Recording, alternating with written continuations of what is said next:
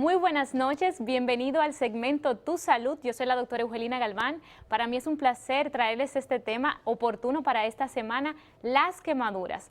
He invitado a un experto en esta materia, un cirujano plástico y experto en quemaduras, el doctor Ariel Guerrero. Bienvenido, ¿cómo estás? Muy bien, gracias por la invitación en este momento que la gente necesita saber tanto sobre este tema. Así es. Yo creo que antes de empezar a hablar sobre quemaduras, que tú me vas a definir qué son y los tipos que hay que hablarle a la población sobre la piel. Recordarles que es el órgano más extenso que tenemos, también que tiene diferentes funciones como son regular la temperatura corporal, protegernos contra infecciones, entre muchas más. Identidad, inclusive, porque nos da el color y nos protege de acercarnos a cosas que nos hagan daño por su alta sensibilidad.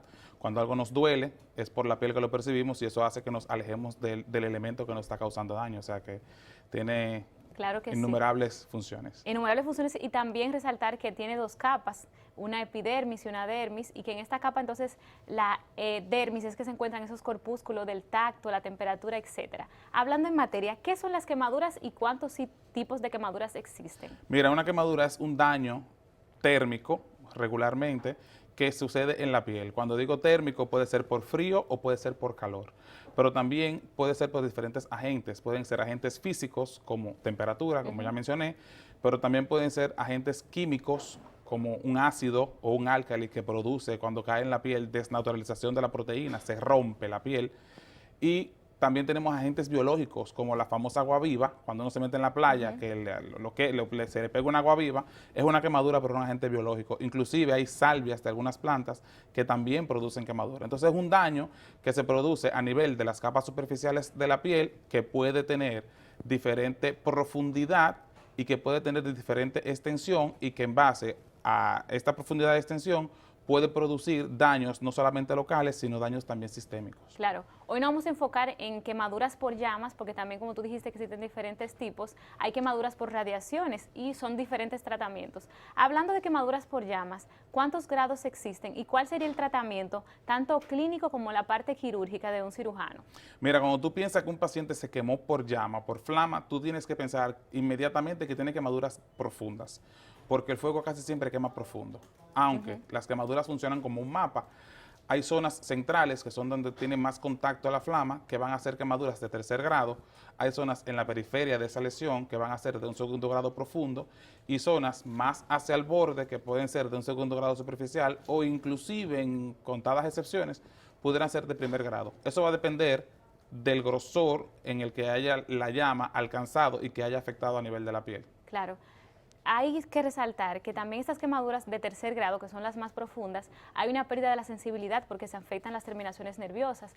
Como médicos tenemos que pensar que este paciente que tuvo una quemadura tan grave pudo haber inhalado y también tener entonces intoxicación por monóxido de carbono. Y de hecho, eso es una de las cosas que te van a hacer poner el paciente con un pronóstico peor.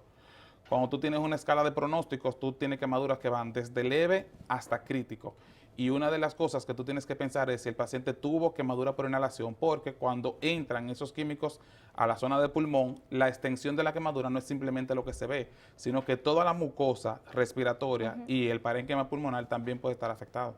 Como médicos tenemos que procurar cosas básicas como de repente asegurar la vitalidad del paciente. En casos hay que ponerle un tubo, por ejemplo, o traqueostomía. También es muy importante el manejo de los líquidos porque como se pierde la barrera, esos pacientes se deshidratan fácilmente. Y no solamente el líquido que se pierde por la quemadura.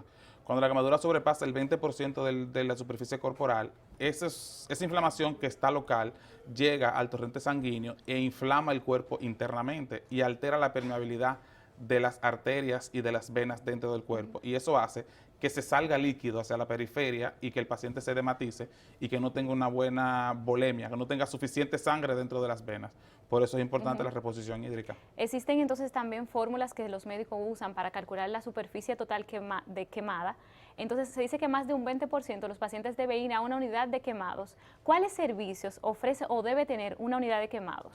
Mira, una unidad de quemado debe de tener dentro de su cuerpo de guardia personal capacitado para la recepción del paciente y dentro de ese personal debe de estar un médico traumatólogo, unas enfermeras, probablemente debe de estar un anestesiólogo, porque cuando son quemaduras extensas, ese paciente no puede curarse despierto, hay que sedarlo, debe de haber intensivistas, y como el intensivista, pero también como personal externo, tú tienes que tener un infectólogo que te revise si esas quemaduras están siendo tratadas con el antibiótico que ameritan.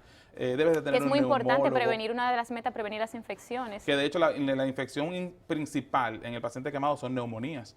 Entonces también tienes que asistir de un neumólogo que vaya y te pase visita, pero también tienes que asistirte de un nutriólogo, porque acuérdate que ese paciente quemado necesita tener su metabolismo va a estar muy alto, ese paciente va a comenzar a consumir sus reservas y tú tienes que poder aportarle a ese paciente la cantidad de nutrientes necesarios para que él pueda reparar esa lesión que le ocurrió. Claro. Entonces, hablamos de un paciente, un caso hipotético, que tenga más de un 50% de la superficie corporal total quemada. ¿Qué opciones terapéuticas tiene? De repente, ¿cuándo podemos saber si ese paciente necesita un injerto de piel? Mira, de inicio tú vas a tener 50% de superficie corporal quemada, pero de ese 50% no todo va a ser de la mismo gradaje.